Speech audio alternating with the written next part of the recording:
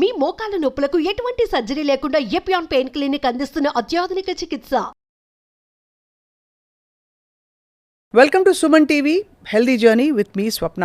ఇవాల్టి రోజుల్లో ఆహారమే ఆరోగ్యం అన్న విషయం ఎవరు కాదనలేరు. కానీ మనం తింటున్న ఆహారం మీద మనం దృష్టి పెట్టక అనేక రకాల లైఫ్ స్టైల్ డిసీజెస్ ఎంతగా పెరిగిపోయాయో ప్రతి ఎపిసోడ్లో, అలాగే మీ ఆరోగ్యం కోసం సుమన్ టీవీ ఏ విధంగా పాటుపడుతుందో మేము ఎప్పటికప్పుడు మిమ్మల్ని అలర్ట్ చేస్తూ డాక్టర్స్ ద్వారా బోల్డ్ విషయాలు చెప్పిస్తూ వచ్చాం.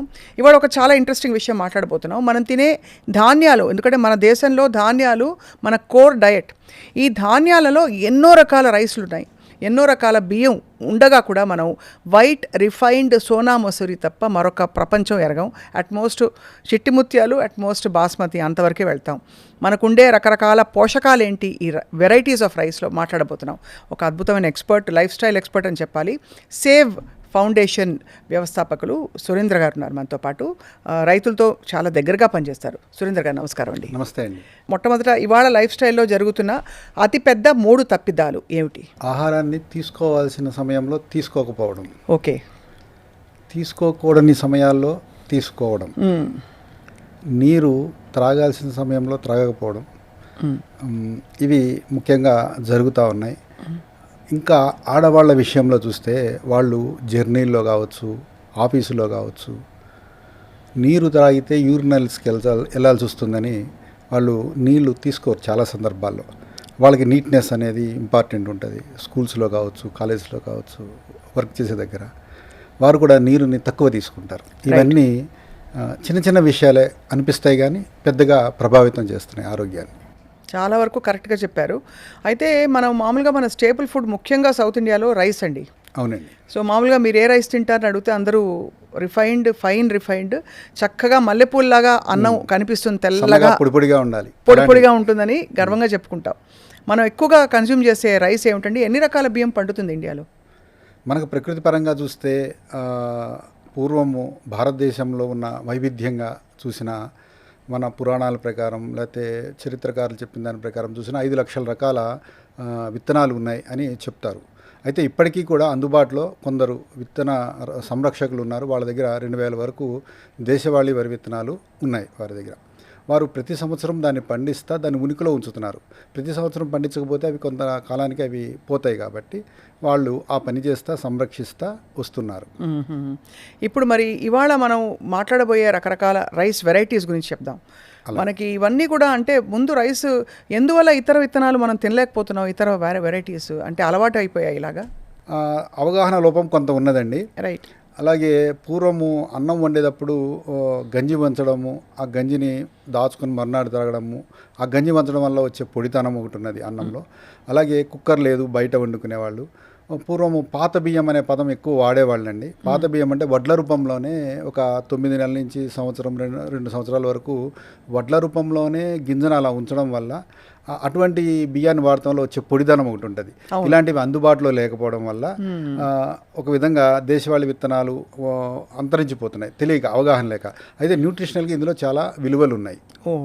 ఇవాళ మనం ఎక్కువ శాతం మంది తింటున్న వెరైటీలో లోటుపాట్లు ఏంటండి? అందరూ ఒకే రకమైన బియ్యాన్ని తినే పరిస్థితి ఉంది ఈరోజు. కొంచెం పేర్లు అటు ఇటు అయినా హైబ్రిడ్ విత్తనాలకి రకరకాల పేర్లు ఉన్నాయి. అవన్నీ హైబ్రిడ్ అండి మనం తినేవన్నీ? మనము 99.9% తినేదంతా హైబ్రిడే ఉన్నాయండి. హైబ్రిడ్ అంటే ఏమిటి? మనకు కావాల్సినట్టు దాన్ని రూపురేఖలు మార్చామనా? అధిక ఉత్పత్తి కోసము మార్చారు. అధిక ఉత్పత్తి అనేది అవసరమే కావచ్చు, బట్ దాన్ని మించి కూడా వెళ్ళిపోయాం మనం.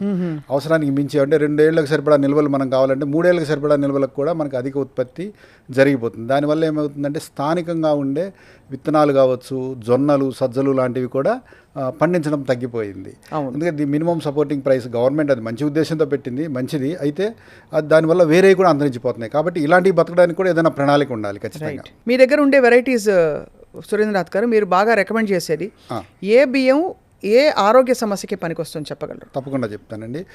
బియ్యాల్లో డైవర్సిఫైడ్గా ఉన్నాయి. అంటే జీవ వైవిధ్యం ప్రకృతి మనకి ఇచ్చింది కాబట్టి పండడంలో వివిధ ప్రాంతాల్లో పండుతం ఒక విశేషం అయితే ఒక్కొక్క బియ్యంలో ఆరోగ్యానికి సంబంధించి ఒక్కొక్క విశేషం ఉన్నది.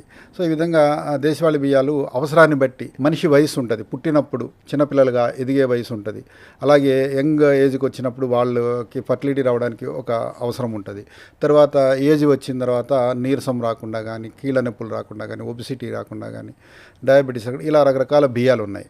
సో అవన్నీ రకరకాల సమయాల్లో అవసరమైనప్పుడు వాడుకోవచ్చు. అలా రోజువారీ తినడానికి కొన్ని అనుకూలమైనవి ఉన్నాయి, కొన్ని రోగాలు తగ్గించుకోవడానికి ఉన్నాయి. ఇవన్నీ కొన్ని నేను తీసుకొచ్చాను, మీకు శాంపిల్స్ చూపిస్తాను. ఇక్కడ ఉన్నది ఇది కాలాబాటి బియ్యము, నల్లగానే కంటే కాపర్ కలర్లో ఉంటుంది. ఇది క్యాన్సర్ నిరోధకం అనమాట. ఎవరైనా ఉంటే దాన్ని గంజిలాగా తీసుకొని తాగుతున్నా లేదా అన్నంలాగా వండుకు తిన్నా ఇది ఫలితం ఉంటుంది. ఇది వారంలో ఒకసారి పాయసంలా తీసుకున్న క్యాన్సర్ నిరోధకంగా పనిచేస్తుంది. ఓహో. అయితే ఇటువంటి బియ్యాన్ని అన్నంలా కంటే కూడా గంజి తీసుకొని ఆ గంజిని మర్నాడు తాగడం ఎక్కువ ఉపయోగకరం అవుతుంది. అంటే ఇది వండితే ఎలా అవుతుంది అన్నం దీన్ని రుచి అది ఎలా ఉంటుంది?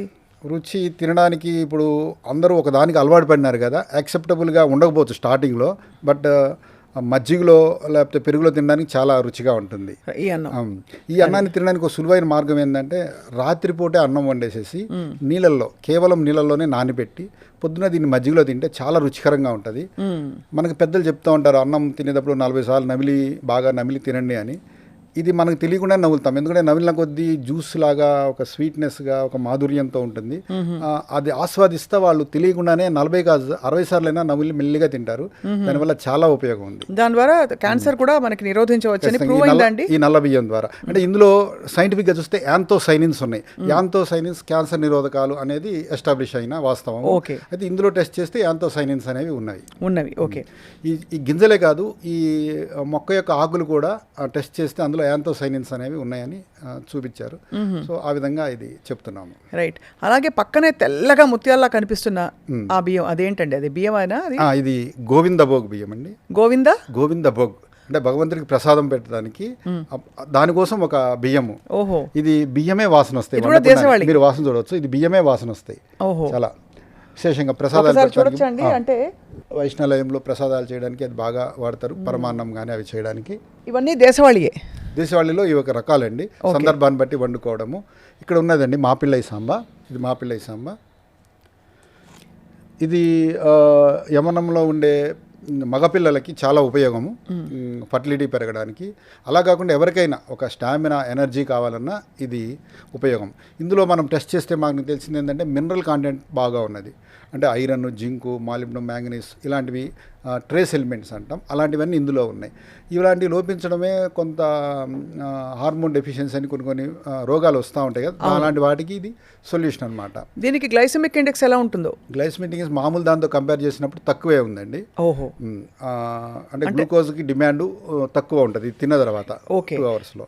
సో అయితే మనకి డయాబెటిక్స్కి మంచిది. అయితే డయాబెటీస్ వాళ్ళు తినడానికి చాలా అనుకూలమైనది. దేశవాళీ బియ్యాలన్నింటిలో కూడా అమైలోజ్ అనే స్టార్చ్ ఉన్నదండి. ఇది మెల్లిగా అరుగుతుంది, అంటే ఇన్సులిన్ని డిమాండ్ చెయ్యదు. సో అది మెల్లిగా అరిగే గుణం ఉండడం వల్ల ఇవన్నీ డయాబెటీస్ లాంటి వాళ్ళు ఉన్నవాళ్ళు వాడుకోవడానికి అనుకూలమైంది. నెక్స్ట్ ఇంకా రవ్వలాగా ఉంది, అది చిన్న బియ్యం. ఇది నారాయణ కామిని అని సన్న బియ్యం. ఇప్పుడు చాలామంది సన్న బియ్యం తినడానికి ఇష్టపడతారుగా, అలా దేశవాళీ బియ్యాల్లో ఇది ఒక సన్న బియ్యం అనమాట. ఇది ఎలా వార్చి తింటే బెటరా లేక అన్నం వార్చి అత్తేసరికి నీళ్లు పెడితే బెటరా? ఏదైనా అన్నం వార్చడమే సరైన పద్ధతి అండి. దీనికి కూడా అన్నం వార్చడమే కరెక్ట్. అత్తేసరి ఎందుకు కరెక్ట్ కాదండి? అత్తేసరి ఎందుకు కరెక్ట్ కాదంటే ఇప్పుడు స్టార్చ్ అనేది ఉంటుంది కదండి, స్టార్చ్ కొంత డ్రై అవ్వాలి.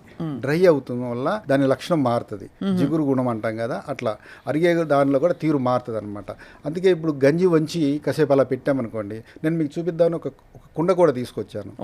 మనం అన్నం వండుతాము, కుండలో వండుకోవచ్చు, ఇత్తడి గిన్నెలో ఎందులో వండుకున్న తర్వాత వండిన తర్వాత మటుకు వండిన పదార్థాన్ని ఇలాంటి కుండలో పెట్టాలి.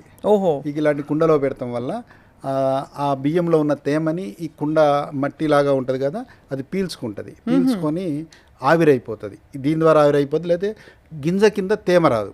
గింజ కింద తేమ రాకపోవడం వల్ల అన్నం పొడి బారుతుంది. పొడి బారటం వల్ల ఆ స్టార్చ్ గుణం మారుతుంది, కార్బోహైడ్రేట్ గుణం. లేదంటే దీన్ని ఇంకో రకంగా చేయాలంటే ఒక వస్త్రంలో ఈ వండిన అన్నాన్ని వస్త్రంలో వేసేసి వస్త్రంలో వేసేసి దాన్ని ఇలా మూట కట్టేసేసి 2-3 అవర్స్ ఇలా పెట్టాలి. ఇలా పెడతాం వల్ల పొడి పొడిగా అవుతుంది, షుగర్ వచ్చే గుణం అన్నంలో తగ్గుతుంది అనమాట. గుణం కుండలో అయితే చాలా అనుకూలం. మనం మూట కట్టడం అందరూ చేయలేకపోవచ్చు. నా ఉద్దేశం మూట కట్టడం అనే మాట ఎందుకన్నానంటే, ఇలా మూట కట్టి దీన్ని ఒక స్టీల్ క్యారియర్లో పెట్టేసుకుంటాం. సమ్వాట్ బెటర్ దానికంటే. ఈ తేమని ఇది పీల్చుకుంటుంది, అది పొడి బారుతుంది. అందరూ కుండని మొయ్యలేరు కాబట్టి, ముఖ్యంగా ఆఫీసుకి వెళ్ళేటప్పుడు ఇలాంటి దాన్ని క్యారియర్లో పెట్టుకొని ఇలా తీసుకెళ్ళొచ్చు. మెత్తటి మస్లిన్ క్లాత్ తీసుకుని ఆ. మనకి క్యారియర్లో లైనింగ్ లాగా వేసేసి పెట్టేస్తే ఉత్తమం ఉంటారు అయితే మరి. చానా క్లాత్ అంటే మనకి చీజ్ క్లాత్ అని లాంటివి దొరుకుతాయి, లేదా నేతనని అడిగితే ఖాదీ బట్ట పలచగా అల్లిస్తారు. అలాంటి బట్టని దీనికి వాడటం చాలా ఉపయోగకరం. బాగుంది, చాలా బాగుందండి. మంచి చిట్కా ఇది, చాలా మందికి తెలియదు. రైట్ సార్, నెక్స్ట్ ఇంకా ఇక్కడ ఉన్నది కులక్కార్ అనే బియ్యం. కులక్కార్ బియ్యం, అది లేడీస్ ప్రాబ్లమ్స్కి చాలా మంచిదని చదివాను. అవునండి, లేడీస్కి ఇది ఔషధం లాంటిదే. అందరికీ, ఆడవారికి మగవారికి ఇది ఆహారంగా ఉపయోగపడుతుంది. అయితే ఆడవారికి ఇది ఔషధంగా కూడా ఉపయోగపడుతుంది. వాళ్ళకి పీరియడ్లో డిజార్డర్స్ ఉన్నప్పుడు, పీసీఓడి ప్రాబ్లమ్స్ ఉన్నప్పుడు, లాక్టేషన్ పీరియడ్లో ఉన్నప్పుడు కానీ, ప్రెగ్నెన్సీలో ఉన్నప్పుడు కానీ, ఎప్పుడు చూసినా ఇది వాళ్ళకి అది ఆహారంగా చాలా ఉపయోగం. మీరు చూసారా ఎవరైనా ఇలాగా నయమైన వాళ్ళు ఉంటారా? ఉన్నారండి, మా ఆఫీస్కి చాలామంది దీన్ని వచ్చిన వాళ్ళు, అడిగిన వాళ్ళు ఉన్నారు, వాడిన వాళ్ళు ఉన్నారు. టెస్టిమోనియల్ ఎవిడెన్స్ అయితే ఉన్నది, వాడిన వాళ్ళు బెనిఫిట్. సుమారు ఎంత ఉంటుందండి ఒక కిలో? ఇది కిలో 140 రూపాయలు కిలో. కానీ మనకి మామూలు క్వాంటిటీ కంటే ఇది ఎక్కువ తినలేమేమో అంటే. అవునండి, ఇప్పుడు దేశవాళీ బియ్యాలన్నీ కూడా 1కి 3 లేక 1కి 5 నీళ్లు పోయాల్సి వస్తుంది. దానివల్ల మామూలు బియ్యం అయితే కిలో 7గురికి వస్తే ఇది కిలో బియ్యం 10 మందికి వస్తుంది. ఓకే, కాబట్టి ఎక్కువ తినలేము.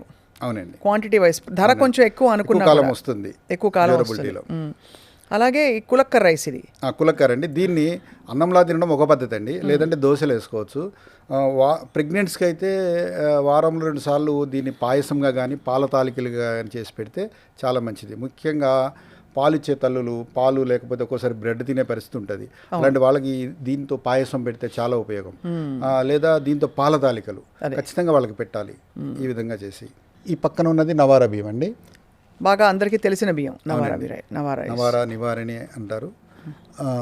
ఇది ఎక్కువ షుగరు వ్యాధి తగ్గిస్తుంది అనే నమ్మకంతో అందరూ వాడుతున్నారు. ఫలితాలు కూడా అలాగే ఉన్నాయి. షుగరు ఒకటి, ఏజ్ వల్ల వచ్చే షివరింగ్ ఉంటుంది, కొందరికి చేతులు వణుకుతాయి, అట్లాంటి వాటికి కావచ్చు, మోకాళ్ళ నొప్పులు, అలాంటి వాళ్ళకి ఈ బియ్యం చాలా ఉపయోగపడుతుంది. సుమారు ఎంతకాలం తింటే దీని ప్రభావం మనకు తెలుస్తుంది? ఇదని మన దాంట్లో మండలం రోజులు అంటే 40 రోజుల పాటు దీన్ని తీసుకోవచ్చు. తీసుకుంటే వెంటనే అంత డిఫరెన్స్ తెలిసే అంత మనకి కొంత వాళ్ళకి రిలీఫ్ తెలియాలంటే 4-5 రోజుల్లో కూడా తెలుస్తుంది. ఓహో. అయితే అన్నము వండుకోవడం ఒకటైతే, దాన్ని తినే పద్ధతులు గంజిగా తీసుకోమన్నా నేను ఒక రోజు. అంటే అన్నంలో వండేటప్పుడు నీళ్ళు ఎక్కువ పోసి గంజి తీసి అది మరునాడు కూడా ఏదో టైంలో తాగడం చాలా ఉపయోగం. అవును, ఇది చాలా గట్ బ్యాక్టీరియా పెంచుతుంది, ఏ విధంగా అయినా అది సహాయపడుతుంది. ఇంత సన్నగా ఉండే చిట్టి రైస్ ఇది ఏంటండి? ఇది రవ్వలాగా ఉంది, చాలా చిన్న సైజు. ఇది చిట్టి ముత్యాల రైస్ అండి. మామూలుగా మనకి సువాసనతో కూడా చిట్టి ముత్యాలు ఇవి, అంటే పలావుల్లో వాటిలో వాడుతుంటారు. అట్లా వాడుకోవచ్చు అది. సో పొడిగా అన్నం రావడానికి, లేదా ఫ్రైడ్ రైస్లు, లేదా ఇట్లాంటి వాటికి ఎక్కువగా ఉపయోగపడుతూ ఉంటారు. ఇది బహురూపి అండి. బహురూపి. సో తెల్ల బియ్యాల్లోనే కొంచెం షుగర్ తగ్గడానికి ఎక్కువగా ఉపయోగపడుతుంది నవారా తర్వాత. ఇట్లా చాలా ఉన్నాయండి, నేను కొన్ని రకాలు తీసుకొచ్చి చూపించాను అవగాహన కోసం. అమ్మో, అసలు ఇన్ని రకాల బియ్యాలు ఇన్ని హెల్త్ బెనిఫిట్స్తో ఉన్నాయంటే చాలా మందికి తెలియదు. అవునండి, మనం అన్నం రైస్ క్వాంటిటీ తక్కువ తింటే చాలు సోనా మసూరి అనుకుంటాం, కానీ దానివల్ల తక్కువ తినడం వల్ల కొంత తగ్గుతుందేమో సమస్య, కానీ ఈ వీటిలో వచ్చే పోషకాలు అయితే మిస్ అయిపోతున్నట్టే కదా. అంతే కదండి. ఇప్పుడు గట్ హెల్త్ ఇష్యూస్తో చాలామంది సురేందర్ గారు బాధపడుతున్నారు కదా. రైస్ కానీ వీట్ కానీ చిరుధాన్యాలు ఏది బెస్ట్ అంటారు? ఎక్కడ నేటివ్గా అక్కడ పుట్టిన ధాన్యాలు ఉన్నాయండి. మనకి కోస్టల్ ఏరియా చూసుకున్నా, సౌత్ ఇండియా చూసుకున్నా, ఇండోనేషియా, బర్మా, జపాన్, ఇవన్నీ ఎప్పటి నుంచో బియ్యం తినే ఉంటున్నాయండి. సో ఇవి ఖచ్చితంగా మనకి కావాలి, ఒక పూటైనా కనీసం ఇవి తీసుకోవాలి బియ్యాలు. అంటే బియ్యాలు, మిలెట్స్ ఈ మధ్య కంపారిజన్ వచ్చి మిలెట్సే మంచివి అన్నారు. మిలెట్స్ ఖచ్చితంగా మంచివే. అలానే బియ్యము అంటే ఇప్పుడు అవైలబిలిటీలో ఉన్నది హైబ్రిడే కాబట్టి బియ్యం మీద అపోహ ఉన్నది, అదే తక్కువ అని.